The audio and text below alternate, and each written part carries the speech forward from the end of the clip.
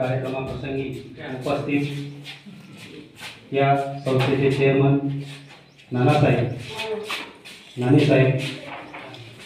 Doctor साहेब, या शाळेचे मुख्याध्यापक, शिक्षक, शिक्षकेतर कर्मचारी व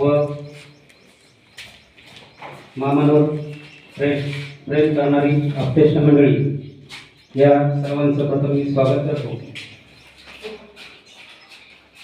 खरं तर अनेकांनी मामांविषयी जे काही सांगितलं, काही गोष्टी मला आज कळल्या.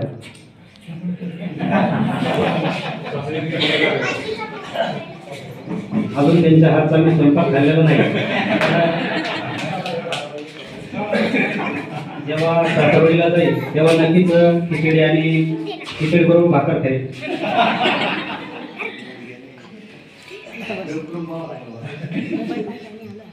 बऱ्याच गोष्टी तुम्ही मामांविषयी सांगितल्या. मामांचा स्वभाव कसा आहे? मामांचा स्वभाव वरून कडक आहे, पण आतून अगदी नरम आहे, नारळासारखा आहे. वरून जरी टणक असला पण आतून गोडवा आहे. माझं मामाचं गाव हे खालीच असल्यामुळे मी त्यांना लहानपणापासून ओळखतो. मामांची परिस्थिती सुरुवातीला अतिशय हलाखीची होती. त्यांचे 2 भाऊ 2 बहिणी, त्या सर्वांना सांभाळून ड्युटी करायची. आणि हे करत असताना मामा ड्युटी पण करायचे, शेती पण करायचे आणि आपल्या मुलांकडे पण लक्ष असायचे. तुम्ही सांगितल्याप्रमाणे मामांना 3 मुली आहेत आणि मामांची पण अपेक्षा होती की मला पण वंशाचा दिवा पाहिजे, परंतु ते काही शक्य झालं नाही.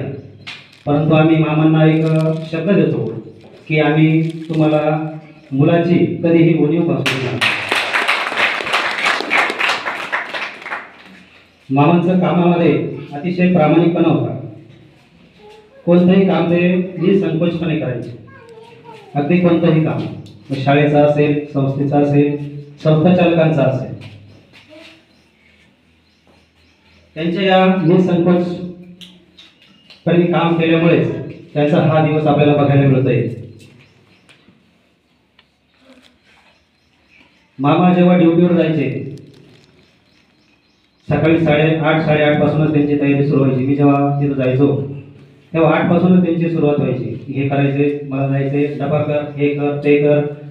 म्हणजे 8 वाजेपासून त्यांची शाळेत जाण्यासाठी तयारी असायची. म्हणजे शाळेविषयी, आपल्या संस्थेविषयी त्यांना इतके हे होते की ते घरी कमी वेळ द्यायचे आणि शाळेत जास्त वेळ असायचे. जेव्हा आम्ही तिथं जायचो की मामा ड्युटीवर निघून जायचे. म्हटलं मामा असं काय, आम्ही जेव्हा एवढं घरून येतो तुम्हाला भेटायला आणि तुम्ही शाळेत जातात. अगदी रविवारी गेलो तरी सुद्धा मामा ड्युटीवर. म्हणजे इतकी तळमळ त्या शाळेविषयी आणि संस्थेविषयी होती. काही काळ त्यांचा असा बराच संघर्षात सुद्धा गेला की त्यांना वाटायचे की ती ड्युटी सोडून द्यावी. बऱ्याच वेळा सांगितलं त्यांनी, परंतु त्यांना आम्ही समजावण्याचा प्रयत्न केला की काही काम करत असताना अनेक उणीवा येतात, संकट येतात, त्यांना आपण तोंड दिलं पाहिजे. म्हणतात ना, पानगळ झाल्याशिवाय झाडाला नवीन पालवी येत नाही. पानगळ झाल्याशिवाय झाडाला नवीन पालवी येत नाही. त्याचप्रमाणे आयुष्यात काही कठीण प्रसंगांचा सामना केल्याशिवाय चांगले दिवस येत नाही. म्हणून त्यांनी अनेक वर्ष कठीण प्रसंग त्यांनी झेलले, म्हणून आपल्याला आज हा दिवस पाहायला मिळतो आहे. आणि आज खऱ्या अर्थाने त्यांची पहिली इनिंग संपलेली आहे आणि दुसरी इनिंग सुरू होते आहे. मामांचं नाव जर बघितलं साहेबराव, परंतु ते त्या नावाप्रमाणे कधीच वागले नाही.